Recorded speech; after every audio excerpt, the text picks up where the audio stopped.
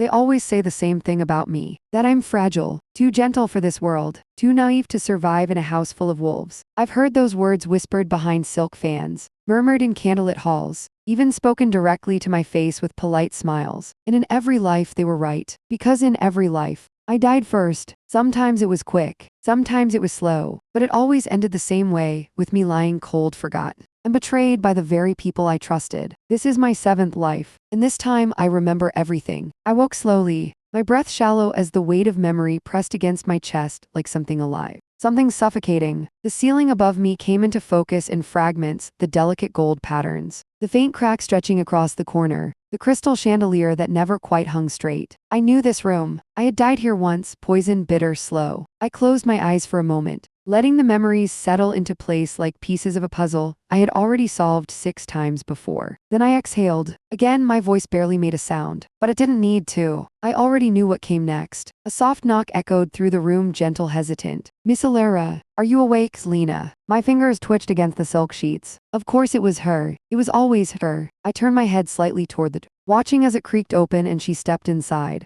carrying a tray with a porcelain teacup that trembled ever so slightly in her hands. She looked exactly the same, soft eyes, worried expression, a kindness that never survived past the 3rd timeline. In my 3rd life, she died screaming, poisoned because she helped me escape. I forced my fingers to relax. "Come in," I said, my voice calm, steady, exactly as she expected. Lena offered a small smile, relieved, as she set the tray down beside my bed. "You didn't sleep well again, Miss." I didn't answer right away, because the truth was, I never sleep well anymore. Not after remembering 6 deaths, not after knowing exactly how easily everything can end.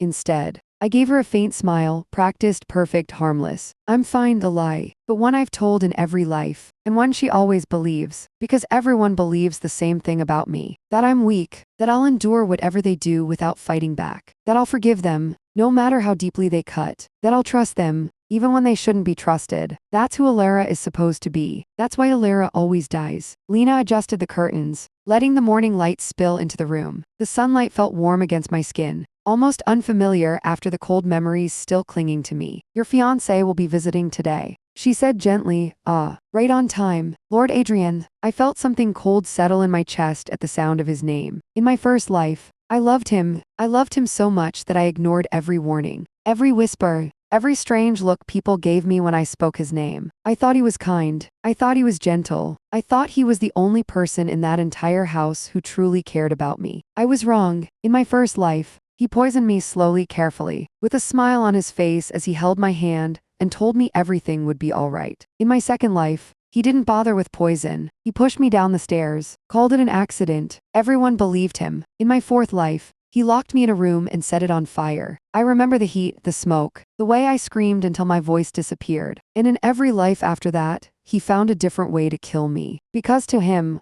I was never a person. I was an obstacle, a tool, something to use until I became inconvenient. Lena's voice pulled me back to the present. "Should I prepare your usual dress?" "Miss, my usual dress. Soft colors, modest cut. Something that made me look smaller than I was. Something that made me look harmless." I sat up slowly, letting the sheets fall around me. My movements delicate, measured, weak. Always weak. I looked down at my hands. They didn't shake anymore. Not like they used to. Not like they did in my 2nd life, when I realized I was about to die again and there was nothing I could do to stop it. Not like my 5th life, when I begged. "I don't beg anymore." "Yes," I said quietly. The usual. Lena smiled, unaware of the storm behind my calm expression, and left the room. The door closed softly behind her, and the moment she was gone, the silence changed. My smile disappeared. My eyes hardened. 7th time, I whispered to myself, 6 deaths, 6 chances wasted on trust, kindness, hesitation. But not this time. This time, I know everything. I know who betrays me. I know who lies. I know who smiles to my face while planning my death behind closed doors. And most importantly, I know exactly when it all begins. I stood up slowly, walking toward the mirror. The girl staring back at me looked exactly the same as she always had.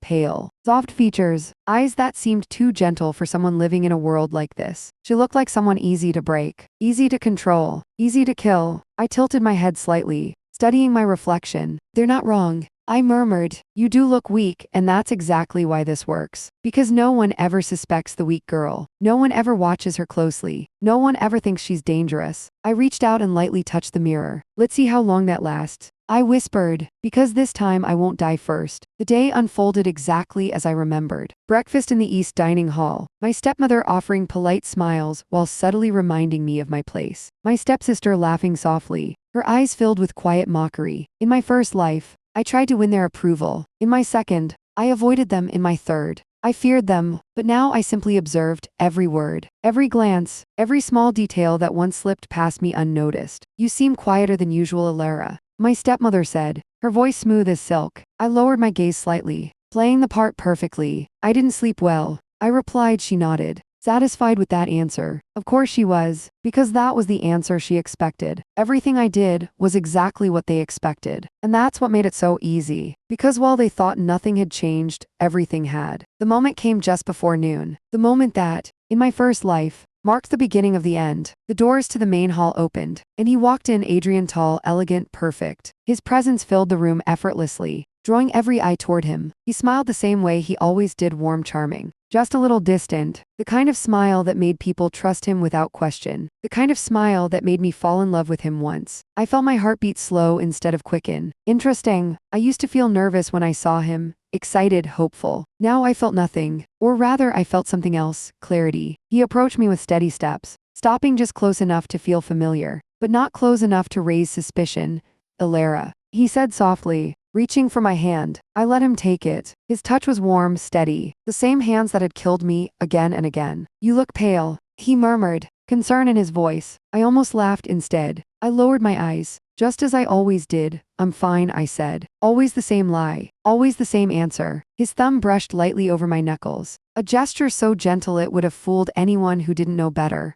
But I did. I knew exactly what he was thinking behind that expression. I knew exactly when that concern would turn into calculation. I knew exactly when he would decide I was no longer useful, because I had lived through it 6 times. You should take better care of yourself, he said. I nodded slightly, obedient, quiet, weak. Everything he expected, everything he needed me to be, for now. Because this time, I wasn't the one being fooled. This time, I was the one watching. And as I lifted my gaze to meet his eyes, just for a brief moment I saw it, a flicker. So small no one else would notice, but I did. Because I had seen it before. The moment he starts calculating. The moment he begins planning. The moment my life starts ticking down. My lips curved into a soft smile. Of course, I said gently, and in that moment the game began again. But this time I already knew how it ends. The only difference is this time, I'm the one rewriting it. And I swear this will be the last time I die. I learned something important after dying 6 times. Strength doesn't save you. Not in a house like this. Not in a world like mine. Strength makes you visible. And once they see you, they eliminate you. That's why I always died. Not because I was weak, but because I didn't understand the game. I thought survival meant fighting back. I thought truth would protect me. I thought people would change if I trusted them enough. I was wrong. Survival isn't about strength. It's about control. And control comes from being underestimated. So I smiled, and I became the same girl they remembered. Quiet, gentle, weak, harmless.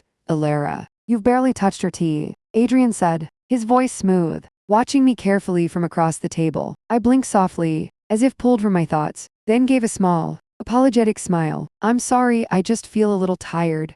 He studied me for a moment longer than necessary. In my first life, I would have thought he was worried. In my second, I would have been nervous. Now I recognized it for what it was, evaluation. He was checking if I had changed, if I was still predictable, if I was still useful. I lowered my gaze slightly, letting my fingers tighten just enough around the teacup to look fragile, hesitant, vulnerable. Exactly what he needed to see. After a second he relaxed, just a little, but I noticed, because I notice everything now. You should rest more, he said. I nodded. I will, the lie. I won't rest, not this time, because resting is how you die. The conversation moved on, drifting into meaningless topics, social events, family matters, trivial gossip, but beneath it, the real game had already started. Every word was a move, every glance was a calculation, and this time I was finally playing too. By afternoon, everything unfolded exactly as I expected. My stepsister accidentally spilled tea on my dress. My stepmother subtly criticized my posture. The servants whispered when they thought I couldn't hear. In my past lives, these things hurt. They chipped away at me slowly, until I became exactly what they believed I was. Weak, small, replaceable, but now they were just patterns. Predictable, repetitive, almost boring. Oh, I'm so sorry, Alara, my stepsister said, though her eyes held no regret at all. I looked down at the stains spreading across the fabric, then back up at her, offering a soft smile. It's all right. I said quietly. Always the same response. Always the same reaction. She turned away, already losing interest. Because hurting me was easy. Because I never fought back. Because I was never a threat. And that's exactly how I needed it to stay, for now. Because while they were busy underestimating me, I was watching something else.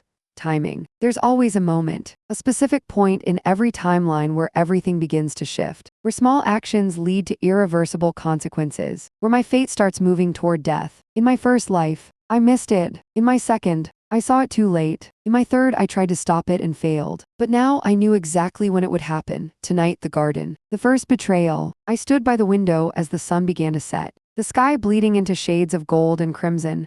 Beautiful, peaceful, deceptive. Just like everything else in this place, behind me, Lena adjusted my shawl gently. It's getting colder, miss. You shouldn't stay by the window too long.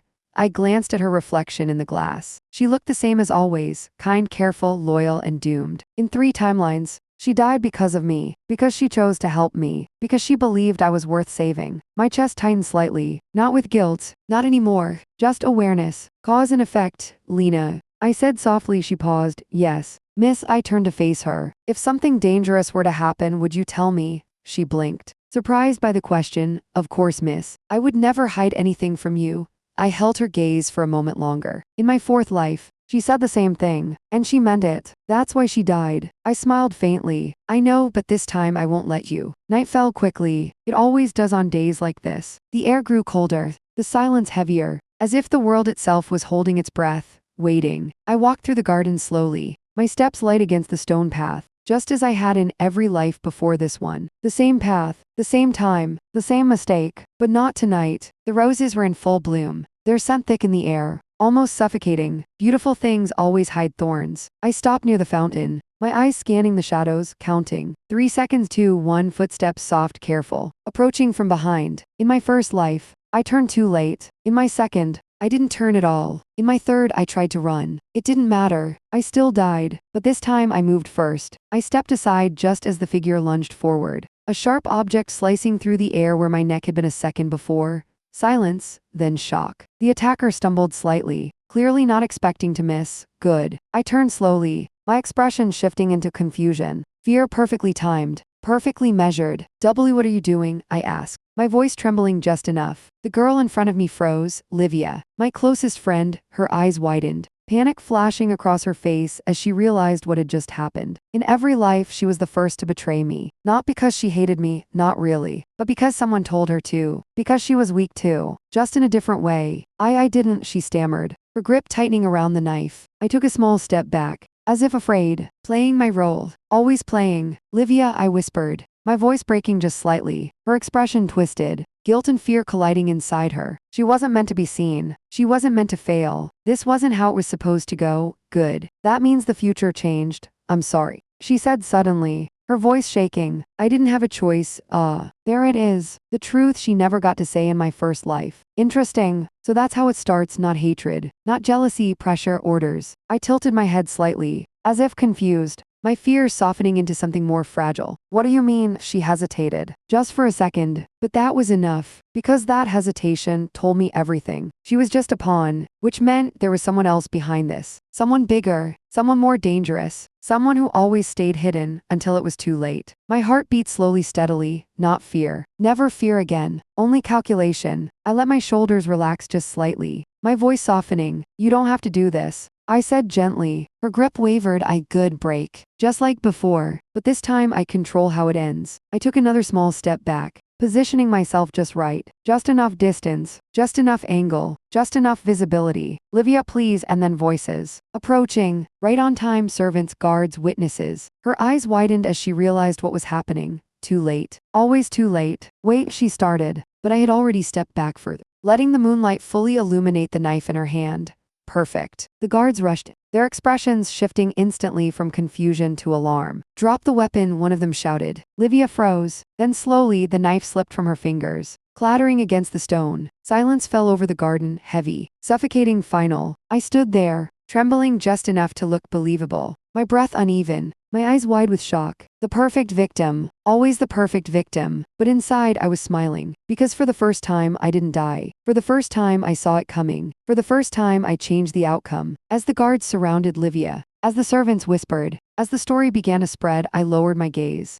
hiding the cold light in my eyes. So this is how it feels to survive. But more importantly, I glanced up slightly, my eyes scanning the shadows beyond the garden, searching. Because I know this isn't the end. This is just the first move. And if Livia was only a pawn, then the real enemy is still watching, waiting, calculating, just like me. My lips curved into the faintest smile. Let's see. I whispered under my breath. Who makes the next move? People always think betrayal is loud, dramatic, obvious. A knife in the dark, a scream in the night, blood on cold stone. But that's not how real betrayal works. Real betrayal is quiet. It smiles at you across the table. It asks if you've eaten. It fixes your hair before a formal dinner. And then it decides when you die. Livia was never the real threat. I knew that even before she dropped the knife. Because in every life, she was always the same, weak, afraid, easy to manipulate. She didn't choose to betray me. She was told to. And now I needed to find out by who. The garden incident spread faster than I expected. By morning, the entire house was whispering about it. Miss Alara was attacked by her own friend. How terrifying. Their voices were filled with shock, curiosity, and something else, excitement. Because nothing entertains people more than watching someone fall. I sat quietly in the main hall, my hands folded neatly in my lap,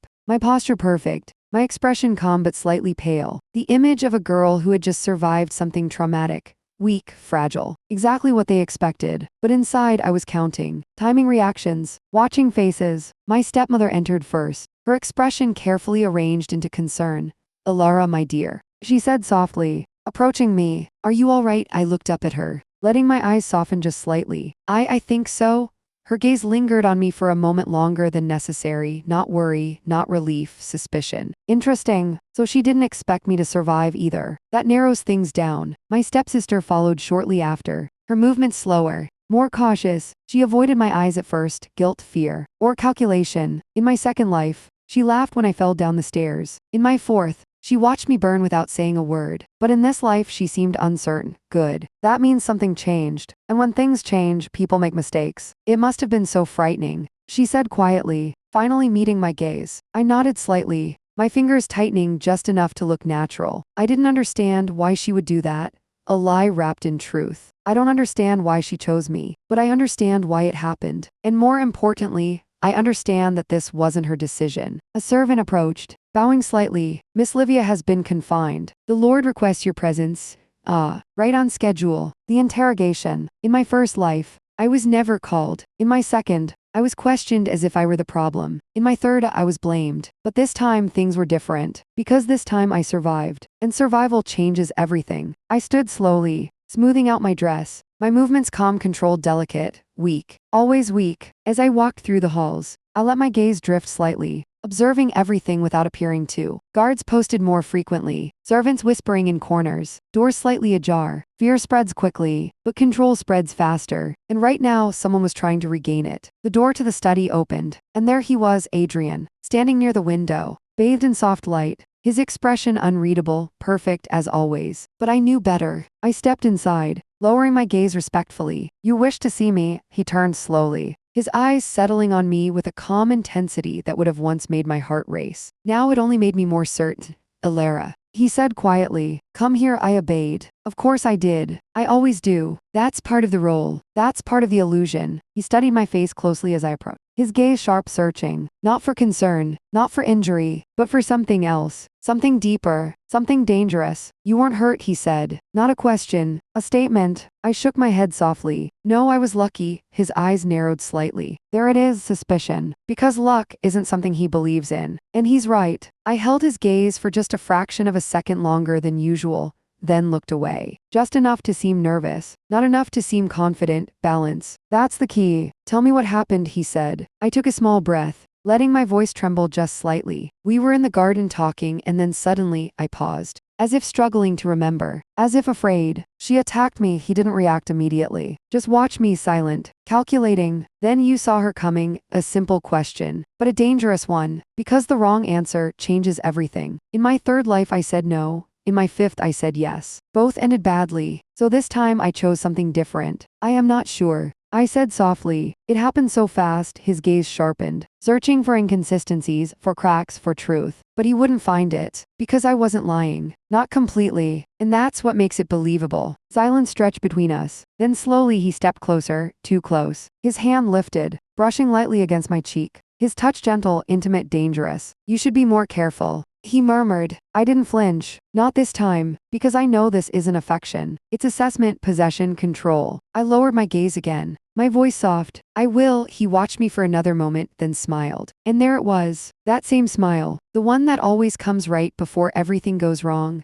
Good, he said. Because I would hate to lose you so soon. My heart didn't react. Not anymore. Because I knew what he really meant. Not yet. Not until I'm done with you. I stepped back slightly, creating just enough distance to breathe. May I ask what will happen to Livia? I asked carefully. His expression didn't change, but his eyes did. Just slightly. She'll be dealt with, he said, cold, final. No hesitation, of course. Pawns are disposable. That confirms it. She wasn't acting alone. I nodded slowly, as if accepting it, as if I didn't already know, as if I hadn't seen her die in multiple timelines already, as if this wasn't just another variation of the same story. But then something unexpected happened. As I turned to leave, his voice stopped me. Illyria, I paused. Yes, there was a brief silence. And when I turned back, his expression had changed. Not much. Just enough. Enough for me to notice. Enough for me to feel it. Something was off. You've changed, he said quietly. My heart stilled, not fear, not panic. Just awareness. That's dangerous. Very dangerous. But I didn't react. Not outwardly. I tilted my head slightly. Confusion soft in my eyes. Perfect. Changed, I repeated. He held my gaze for a long moment. Then he smiled again.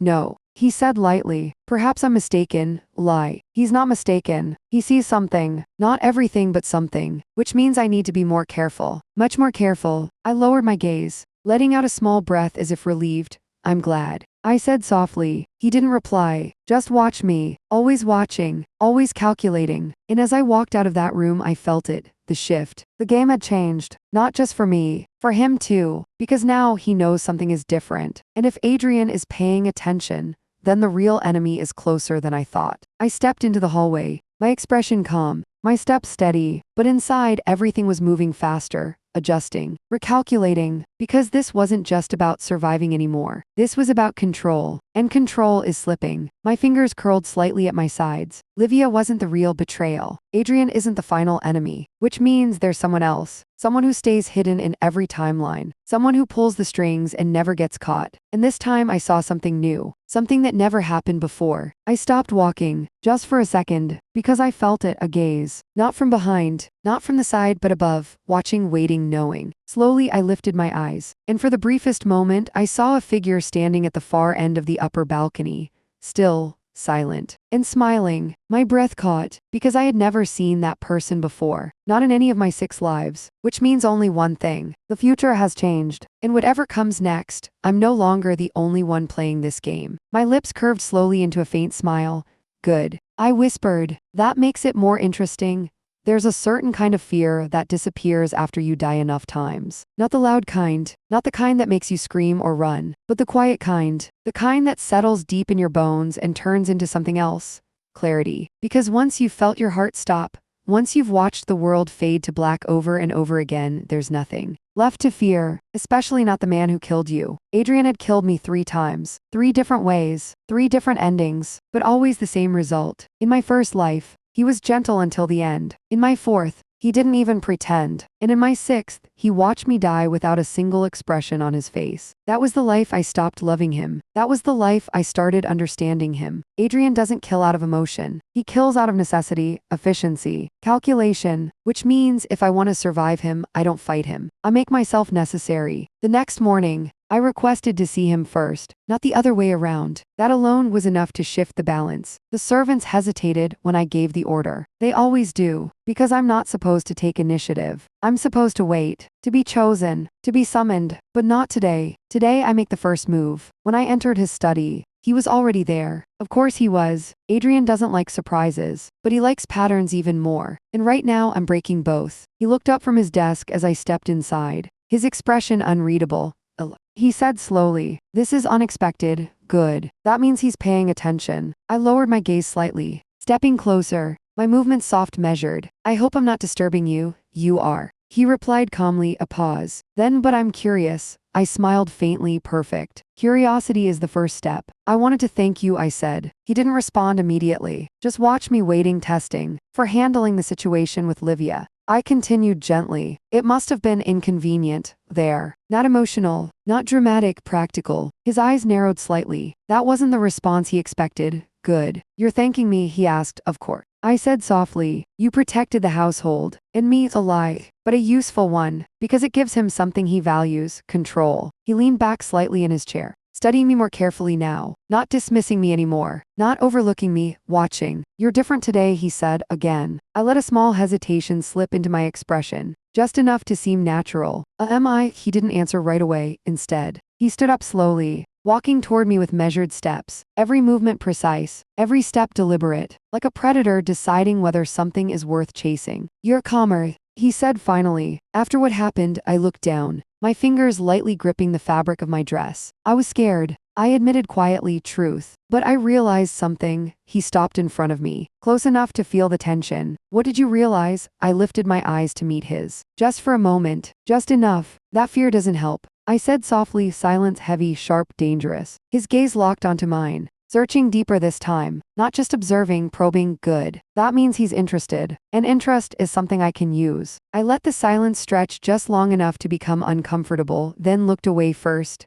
Submission. Always give him the illusion of control. I don't want to be a burden. I added quietly there. That's the key. Not strength, not defiance, usefulness. His expression shifted slightly, almost imperceptible, but I saw it. Calculation, adjusting, rewriting, revaluing. You're not a burden, he said. Another lie, but not an empty one. It means he hasn't decided to kill me yet. Progress. I smiled faintly. I'm glad. Then I turned slightly, as if preparing to leave. And that's when I felt it, his hand, closing gently but firmly around my wrist. I stopped, slowly turned back. His grip wasn't painful, but it wasn't gentle either. It was possessive, testing. Allura. He said quietly, what do you think of me? Ah, there it is. The real question. Not about yesterday, not about Livia, about him. In my first life, I said you're kind, he smiled. In my third life, I said you're someone I trust. He kissed my hand the day before he killed me. In my fifth life, I said nothing, and that silence made him suspicious. Every answer leads somewhere. Every word changes the outcome. So this time I chose carefully. I lowered my gaze slightly, my voice soft. I think, a pause, just enough to feel real. You're someone I should rely on, not love, not trust, rely, practical, useful, safe. His grip tightened just slightly, there. I hit something. His eyes darkened.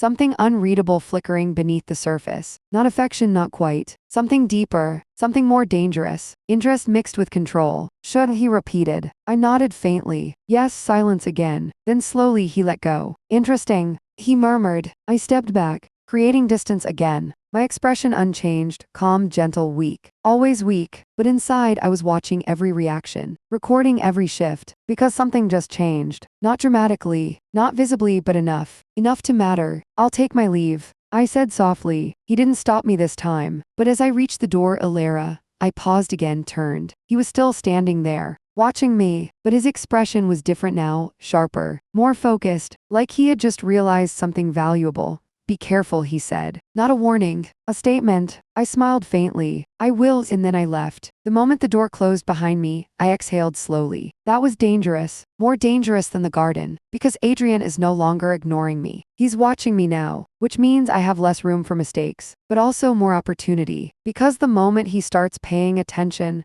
is the moment I can start controlling what he sees. I walked down the hallway, my steps steady, my expression calm, but my mind was already moving ahead. Faster, sharper, because there was something else I needed to deal with. The figure on the balcony, the one thing that didn't exist in any of my previous lives. That means one of two things. Either I've changed the timeline enough to create something new, or they've always been there, and I just never noticed. Both possibilities are dangerous. I stepped out into the courtyard, my eyes lifting slightly toward the upper levels. Empty, quiet, still, as if nothing had ever been there. But I know what I saw. And more importantly, I know that look, that smile. That wasn't surprise. That wasn't curiosity. That was recognition. Like they were looking at me, not as a victim, but as a player. My fingers curled slightly at my sides. So, I murmured under my breath, you've been watching me too. The wind moved softly through the courtyard, carrying the faint scent of roses. Familiar. Too familiar. This place, this life, this game. I've played it 6 times already. But now the rules are changing. Because Adrian is no longer the only threat. And I'm no longer the only one who knows the future. I lifted my gaze once more, scanning the shadows, and this time I smiled, not softly, not gently, but cold, controlled, certain. It's your move. I whispered, there's one thing no one tells you about changing fate. It doesn't break cleanly, it bends, warps, twists into something unfamiliar. And the more you change, the more unstable everything becomes. I thought surviving the first attack meant I was finally ahead of the game. I thought I could control the outcome now. I was wrong, because the moment I stepped off the path I had walked 6 times before, I lost the one advantage I had: certainty. The next 3 days should have been quiet. In every life, after the garden incident, things slowed down. People whispered. The house became cautious. And then the next betrayal would begin. Slowly. Predictably. But not this time. This time something felt wrong. It started small. Almost invisible. A servant I didn't recognize. A schedule that shifted without explanation. Doors that were supposed to be locked left slightly open. At first, I thought it was just the natural consequence of change. Butterfly effect. Small differences leading to new outcomes. But then I noticed something else. Patterns that didn't belong. I stood in the corridor outside my room, my fingers brushing lightly against the wall as I walked. Counting steps, measuring distance, listening. Always listening. There were more guards now. Not unusual after an attack. But their positions were different, strategic. Not defensive. They weren't protecting the house. They were watching it. My pace slowed slightly. That's new. And new is dangerous. Miss Alara, Lena's voice pulled me back. I turned slightly, offering a soft smile. Yes, she hesitated for a moment before speaking. There's been a change in tonight's dinner arrangement. Of course there has. A change, I repeated gently. She nodded. The Lord requested a smaller gathering. Only immediate family and you. Adrian again. Adjusting the board. That means he's reacting to something, or someone. My gaze softened, as if unsure. I see, thank you. Lena lingered for a moment, her expression slightly uneasy. Is something wrong? I asked quietly. She shook her head quickly. No, miss. Just things feel different. I held her gaze for a second longer than usual. Then I smiled. They are, and that's exactly the problem. Dinner was wrong. Not just different, wrong. The room was quieter than it should have been. The lighting slightly dimmer. The atmosphere heavier, controlled. Too controlled. Adrian sat at the head of the table. His posture relaxed. His expression calm, but his eyes were sharper than before, watching everything, measuring every reaction. My stepmother sat to his right, her usual elegance intact, but her movements more restrained, careful. My stepsister avoided looking at anyone directly, her fingers tightening around her glass just a little too often. Fear, not guilt. Not arrogance, fear. Interesting. I took my seat quietly, lowering my gaze as expected. Playing the part. Always playing. But inside, something was wrong. This wasn't how it went. Not in any of my lives. I trust you're feeling better, Adrian said, his voice smooth, breaking the silence. I nodded slightly. Yes, thank you. He watched me for a moment longer than necessary, then smiled faintly. Good. The conversation began slowly, controlled. Every word measured, every response calculated. No one spoke freely. No one relaxed. It felt less like a dinner and more like an interrogation. But the strangest part wasn't the tension. It was the absence. There was supposed to be someone else here. Someone important. Someone who always played a role in what came next. But they weren't here. And that means the future has changed more than I thought. My fingers tightened slightly under the table. That's not good, because if key pieces are missing, I don't know what replaces them. And something always replaces them, halfway through the meal. It happened not loudly, not dramatically, but suddenly. A servant collapsed. The sound was soft, a dull thud against the floor. But in that silence, it echoed like a gunshot. Everything stopped. Every movement, every breath. My head lifted slightly, my eyes locking onto the scene. The servant lay motionless, his tray shattered beside him, liquid spreading across the floor. No movement, no sound, dead. My heart didn't race, it stilled. Because this never happened before, not once. Not in 6 lives. Which means this isn't part of the original timeline. What happened? My stepmother demanded, her voice sharp. No one answered, because no one knew. The guards moved quickly, surrounding the body, checking for signs of life. But I already knew: too still, too quiet, too final, poison. My gaze shifted slowly across the table, observing, calculating. Adrian didn't move. Not immediately. He simply watched, not shocked, not confused, watching, as if this was expected. My fingers curled slightly. No, not expected, planned, but not by him, because I know how Adrian operates. This isn't his style. This is something else. Something faster, sloppier, unpredictable, and that makes it more dangerous. Seal the room, Adrian said calmly. His voice cut through the tension instantly. The guards obeyed without hesitation. Doors closed. Exits blocked. No one leaves, of course. Control the situation. Contain the variables. But it's already too late. Because whatever this is, it's already inside. My breathing remained steady. My expression carefully composed, but inside everything was shifting, recalculating, because this changes everything. If people start dying outside the known pattern, then I'm no longer ahead. I'm blind. And being blind is how I died in my second life. Adrian's gaze moved slowly across the table, then stopped on me. Of course it did. I lowered my eyes slightly, just enough to appear uneasy. This is unfortunate, he said, calm, controlled. But his eyes were searching, not for answers, for reactions. He's testing everyone, looking for cracks, looking for guilt, looking for the unexpected. My pulse remained steady. I've practiced this, lived this, died this, but not like this, not with unknown variables. He said quietly. I looked up. Yes, a pause. Then, are you afraid? The question hung in the air, sharp, precise, dangerous. Because this isn't about fear. It's about control. About reading me, measuring me, deciding what I am, weak or something else. I let my gaze flicker slightly, my fingers tightening just enough to be seen. Then I nodded. Yes, a truth, but not the whole truth. Because I'm not afraid of dying anymore. I'm afraid of not knowing how. His eyes narrowed slightly. Then slowly he smiled.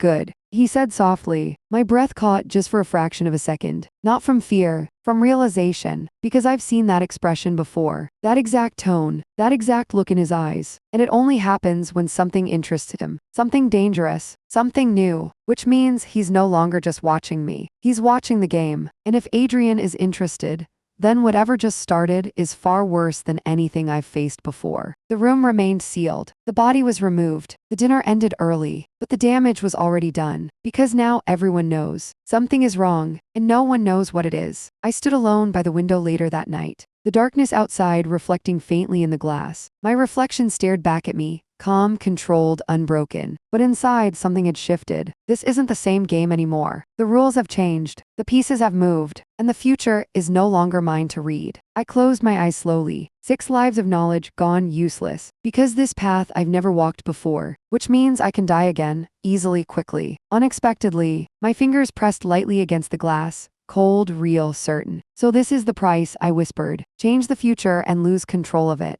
My eyes open again. Sharper now, colder, more focused, fine. If I can't predict the future, then I'll control the present. My reflection didn't look weak anymore. Not to me. Not tonight. Then I'll just have to become something worse. I murmured, because if the game has changed, then I'll change with it. No more hesitation. No more relying on memory. No more playing safe. From now on, I take control, no matter the cost. And somewhere in the darkness beyond the glass, I felt it again.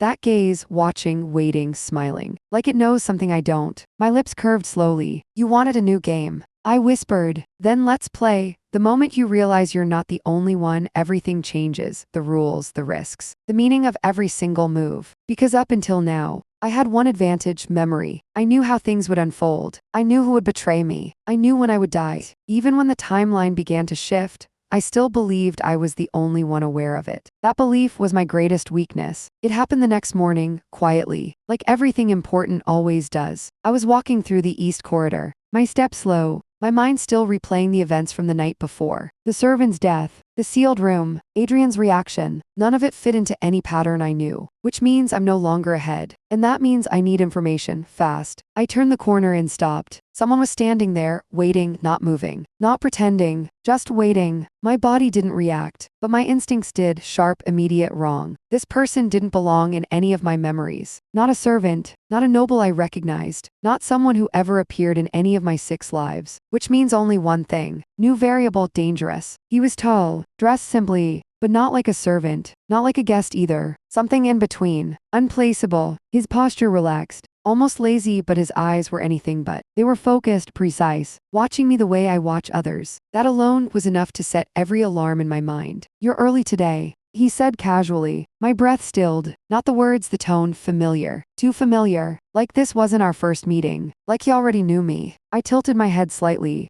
letting confusion show just enough. Do I know you? Standard response, safe, neutral. But his lips curved slowly into a smile. Not surprised, not amused, certain. That's disappointing, he said softly. I was hoping you'd remember by now. by now. My heart didn't race. It sharpened, because that phrase doesn't belong in a normal conversation. It implies time, repetition, expectation, which means I'm not the only one. Silence stretched between us, but it wasn't empty. It was filled with calculation, measurement, recognition. I took a small step back, not out of fear, out of positioning. Always control distance, always control space. I think you're mistaken, I said gently. He laughed, quiet, low. Not mocking, not kind, just knowing. No, he said. I don't make that mistake anymore. There it is again. My fingers curled slightly at my sides, confirmed. He remembers. Not everything, not yet, but enough. Enough to be dangerous. Enough to change everything. I studied him more carefully now. Every detail, every movement, trying to find something familiar. Something I missed. But there was nothing, no memory, no trace. Which means either he never appeared in my past lives or he did,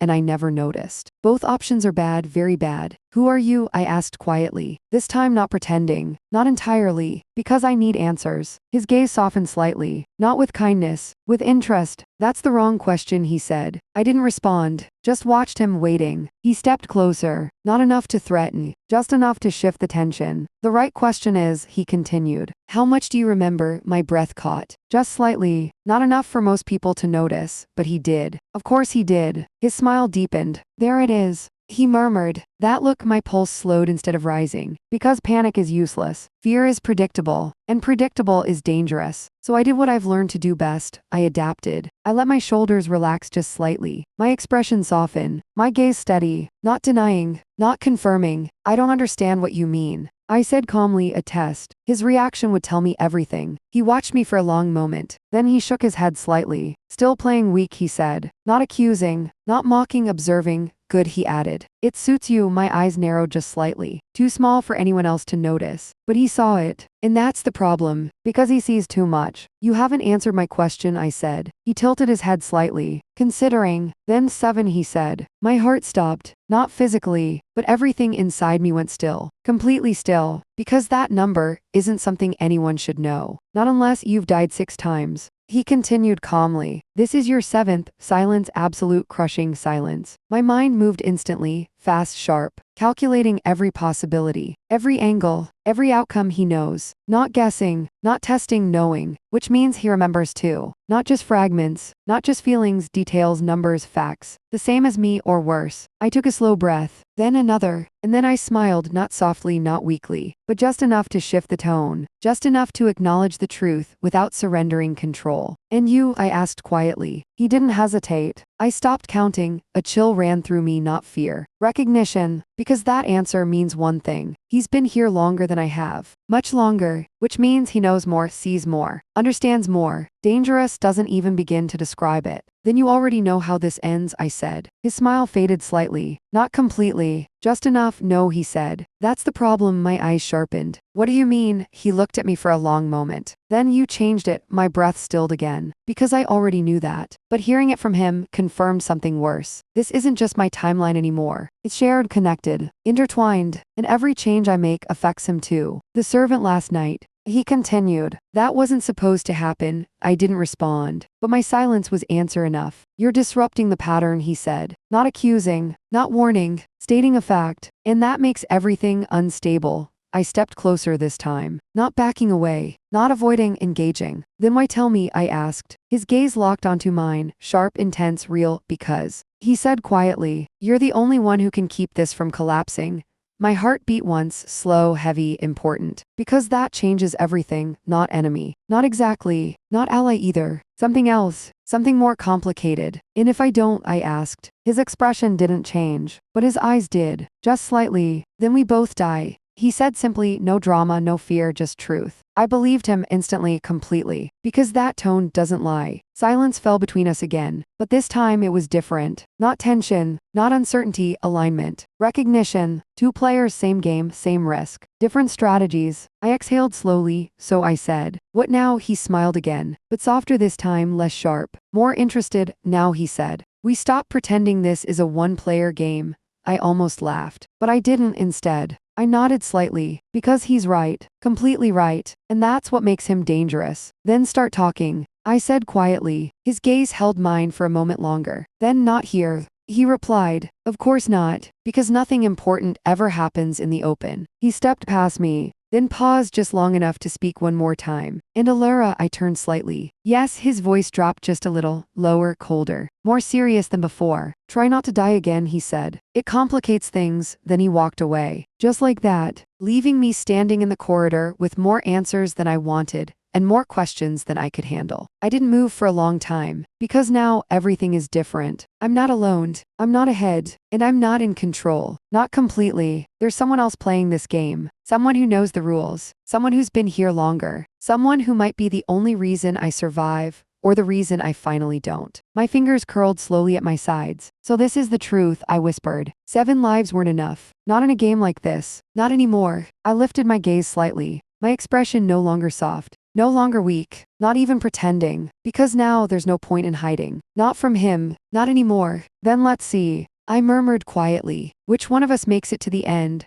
There's a line everyone believes they'll never cross. A quiet promise you make to yourself. I will never become like them. I will never hurt people the way they hurt me. I will never choose survival over humanity. I made that promise once, in my first life, maybe even my second. But somewhere between the 3rd death and the 6th, that line disappeared. Not all at once, not dramatically, it faded slowly, quietly, until one day I realized it was gone. And now I'm standing in a world where knowing the future isn't enough. And kindness is just another way to die. The problem isn't surviving anymore. It's how far I'm willing to go to do it. I found him again that night. Not by chance, not by luck, because he wanted to be found. He always does. That's the difference between us. I hide, he waits. The West Wing was empty at this hour, silent, forgotten. Perfect for conversations that shouldn't exist. He stood near the window, exactly where I expected. Like he'd never moved. Like he'd always been there. You came, he said without turning. I stopped a few steps away. You knew I would, he smiled faintly. Of course, silence settled between us. But it wasn't uncomfortable. Not anymore. Because we both understood what this was. Not trust. Not alliance, necessity. Start talking, I said. No softness. No pretending. Not with him. He finally turned. His gaze sharp, focused. The loop isn't random, he said. And it's not endless. I didn't react. But inside, everything tightened. Because that matters a lot. There's a limit. He continued. A breaking point. And once it's reached, he paused, watching me, measuring. Everything resets. Permanently, my breath slowed, controlled. Meaning, he tilted his head slightly. Meaning no more chances. My fingers curled slightly. So this isn't infinite. It only feels that way. And what triggers it, I asked. His gaze held mine for a moment. Then instability, of course. That word again. You mean changes, I said. He nodded. Too many deviations from the original pattern and the system collapses. System, not fate. Not destiny, a system. That means structure, rules, design. Someone or something built this. And the servant, I asked quietly. That wasn't supposed to happen. No, he said. That was the beginning. A chill ran through me. Because if that was just the beginning, then what comes next? He stepped closer. Just slightly, enough to shift the tension. You're accelerating it, he said. Every move you make, every change, it speeds things up.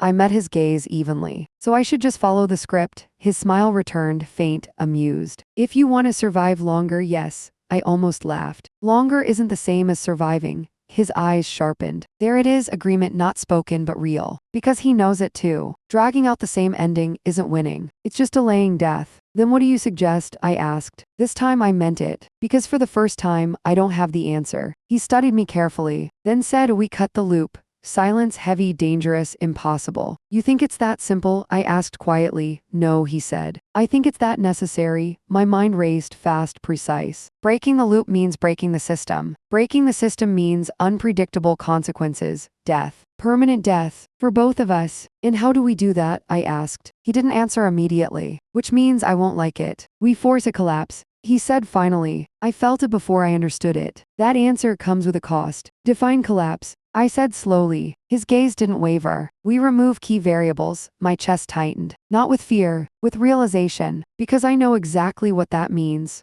People, I said. He didn't deny it. Of course not. Because he doesn't lie. Not like others do. He tells the truth when it matters most. Certain individuals are anchors. He explained. They keep the timeline stable. Predictable. My thoughts moved instantly. Adrian. My stepmother. The missing guest at dinner. The ones who always exist in every timeline. The ones who always shape the outcome. And if we remove them, I said quietly, the system destabilizes faster. He finished. Until it breaks. I looked at him for a long moment. Then, and how many people die in the process? I asked. He didn't answer, which means a lot. Silence stretched between us again, but this time it was different. He wasn't watching me anymore. He was waiting. Because this is the moment, the choice, the line. The one I used to believe I would never cross. You already know, he said quietly. There's no way out of this without sacrifice. I closed my eyes, just for a second, and in that second I saw them, Lena smiling loyal, dead in 3 timelines because of me, Livia crying terrified, a pawn who never stood a chance, even Adrian cold, calculating, but consistent, predictable, necessary. They're all part of the system, which means they're all part of the problem. My eyes opened again, and whatever hesitation was there before was gone. Not because I stopped caring, but because I finally understood something. Caring doesn't save anyone. Not in this world. Not in this game. Tell me who.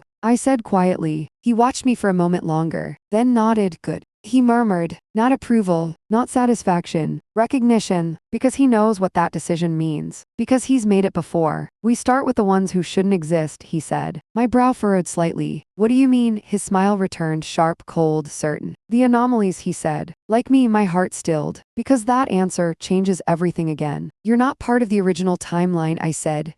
No. He replied, I'm what happens when the system fails to reset properly. A glitch, a leftover, a survivor. Something that wasn't meant to exist, but does anyway. And if he exists, there might be others. And you want me to help you remove them, I said. Not a question of fact. He tilted his head slightly. I want you to survive. He corrected, same thing. Different wording. I turned away slowly, walking toward the window. The darkness outside felt deeper tonight, heavier, like it was watching back. And after that, I asked. After we break the loop, he didn't answer right away, which means he doesn't know. Or worse, he does, and I won't like it. Then we find out what happens when there's no next life. He said finally. My reflection stared back at me in the glass, not soft, not weak, not innocent. Something else, something colder, sharper, more dangerous. And if we fail, I asked quietly. He stepped closer behind me, not touching, just close enough. Then you die. He said simply, a pause. Then for the last time, silence, no fear, no hesitation, just truth. I nodded slowly, because that's the only answer that matters. That's the only outcome that's ever been real. I've died 6 times already. What's one more if it's the last? My lips curved into a faint smile, not gentle, not kind, certain. Then let's not fail, I said. Because if I'm going to end this, if I'm going to survive, if I'm going to break a system designed to kill me over and over again, then I won't do it as the weak girl they expect. I'll do it as something worse, something they never saw coming, something that doesn't hesitate, doesn't forgive, doesn't stop. I turned back to face him, my eyes steady, cold, clear, ready. Tell me where to start, he smiled. And this time there was no mistaking it. Not curiosity, not amusement, but something far more dangerous. Anticipation. We begin. He said softly, by rewriting the roles. Every story ends the same way. Not with the beginning, not with the struggle, but with a choice. A single moment where everything you are is tested. Where there's no more pretending, no more second chances, no more next life. Just one decision that defines everything. I didn't understand that in my first life, or my second, or even my 6th. I thought survival was about avoiding death, about outsmarting the people who wanted me gone, about enduring long enough to reach some kind of happy ending. I was wrong. Survival was never about living longer. It was about ending the game. And now I finally had the chance to do it. The night we chose to break the loop, the world felt different. Not visibly, not in a way anyone else would notice, but I felt it. Like the air itself had shifted, thinner, tighter. Like something was holding its breath, waiting. This is where it begins. He said beside me. I didn't look at him. I didn't need to, because I already knew what this meant. The ballroom, the same place. In my 4th life, I burned alive. The same place where alliances were formed and destroyed. The same place where everything always started to fall apart. Only this time we were the ones pulling it down. Remind me. I said quietly, if this fails, we don't come back. He finished. I nodded. Of course we don't, because this isn't just another loop. This is the last one. The doors opened slowly. Light spilled into the dark hallway. Music, laughter, voices, normal. Perfectly normal, just like every life before this. But tonight it was all a lie. Because hidden beneath that perfection were the anchors. The ones holding the system together. The ones we needed to remove. Adrian stood near the center of the room, surrounded by nobles. His presence commanding as always. My stepmother watched from the side, her eyes sharp, calculating. Others moved through the crowd, playing their roles perfectly. Every piece in place, every move expected. Except this one. Once we start, there's no stopping. He said softly, I stepped forward. Then we don't stop, and just like that, the final game began. The first move was quiet, invisible. A conversation redirected. A servant delayed. A glass switched. Small changes, precise changes, the kind that don't attract attention until it's too late. One by one, the pieces began to fall. Not dramatically, not all at once, but steadily, irreversibly. A noble collapsed, then another. Confusion spread through the room like a slow-moving fire. Whispers turned into panic. Panic turned into chaos. And in the middle of it all, I walked forward. Calm, steady, unafraid. Because for the first time, I wasn't reacting. I was deciding. Adrian noticed me almost immediately. Of course he did. He always does. His gaze locked onto mine, sharp, searching, calculating, and for the first time uncertain. Good. That means it's working, Allura, he said. His voice cutting through the noise. What is happening? I stopped in front of him, close enough to see it. That flicker in his eyes, not fear, not yet, but something close, something unfamiliar, something new. I said softly. His expression darkened. Explain, I tilted my head slightly. Just like I used to. Just like the weak girl he remembers. But my eyes weren't the same. No. I said gently. Silence fell between us, heavy, sharp, final. Because he understood. Not everything, but enough. Enough to know he's no longer in control. The room continued to unravel around us. Guards rushing. Voices rising. Bodies falling. The system breaking. You've changed, he said quietly. Not a question this time. A realization. I smiled faintly. I had to. He took a step closer. You don't understand what you're doing. I held his gaze, steady, unshaken. I understand perfectly. Because for the first time I saw the truth. This world, this loop, this endless cycle of death and repetition, it was never about me. Not really. I wasn't the center of it. I was just a piece, a replaceable one. The system doesn't care who I am. It only cares that the pattern continues, that the roles are filled, that the story repeats, over and over again. But what happens when the roles are destroyed? When the pieces disappear? When the story can't continue? That's what we were about to find out. You're making a mistake, Adrian said. I shook my head slowly. No. I replied, I'm ending one, and then it happened. Not gradually, not subtly, but all at once. The lights flickered, the air shifted, the sound disappeared, completely silence, absolute, impossible silence. The world froze, not metaphorically, literally. Every movement stopped, every voice cut off, every person frozen in place, except us, me and him. And something else. I felt it before I saw it, a presence vast, heavy, watching. The same feeling I had across every life. The same gaze in the dark. But now it wasn't hiding anymore. So, a voice echoed, not loud, not soft, just everywhere. You finally broke it. I turned slowly. And there it was. Not a person, not exactly a shape, a presence. Something that didn't belong to this world, but controlled it anyway. My breath stilled, not fear. Recognition. Because now I understood. You made the loop, I said quietly. It didn't deny it. I maintained it. The voice replied. You sustained it. I corrected silence. Then you were never meant to reach this point. Of course not. Because no one else ever did. But I did, I said. And that's what matters. The presence shifted slightly. And now you have a choice. Of course I do. There's always a choice. That's how these things end. Restore the system, it said. Return everything to its original state. Continue the loop. My chest tightens slightly. Because I know what that means. Another life. Another chance. Another cycle of death. Or it continued. Destroy it. Silence fell again, heavy, final. Because that choice comes with a cost. It always does. If I destroy it, I said slowly. What happens? A pause. Then everything ends. Of course it does. No loop, no reset. No next life. Just nothing, final, absolute, permanent. I closed my eyes. Just for a second. And in that second I saw everything. Every life. Every death. Every mistake. Every moment I trusted someone I shouldn't have. Every time I begged. Every time I broke. Every time I died. And then I saw this life. The one where I finally fought back. The one where I finally understood. The one where I stopped being weak. My eyes opened, clear, steady, certain. I turned slightly, looking at him, the only other person who understood, who remembered, who survived. What would you choose? I asked quietly. He didn't hesitate. End it? Of course he would. He's been here longer. He's more tired, more broken, more done. I smiled faintly. I thought so. Then I turned back, facing the presence, facing the end, facing the only choice that ever mattered. Then I choose, and for the first time I didn't hesitate. Because I already knew the answer. Not from memory, not from experience, but from everything I've become. I choose to end it. Silence. Then the world shattered. Not exploded, not collapsed, shattered like glass, like something fragile finally breaking under too much pressure. Light fractured, sound distorted, reality cracked, and in that moment I felt it, not pain, not fear, release. Like something finally letting go, like something finally ending. And then nothing. No darkness, no light, no sound, no feeling. Just stillness. And then I opened my eyes. The ceiling above me came into focus slowly.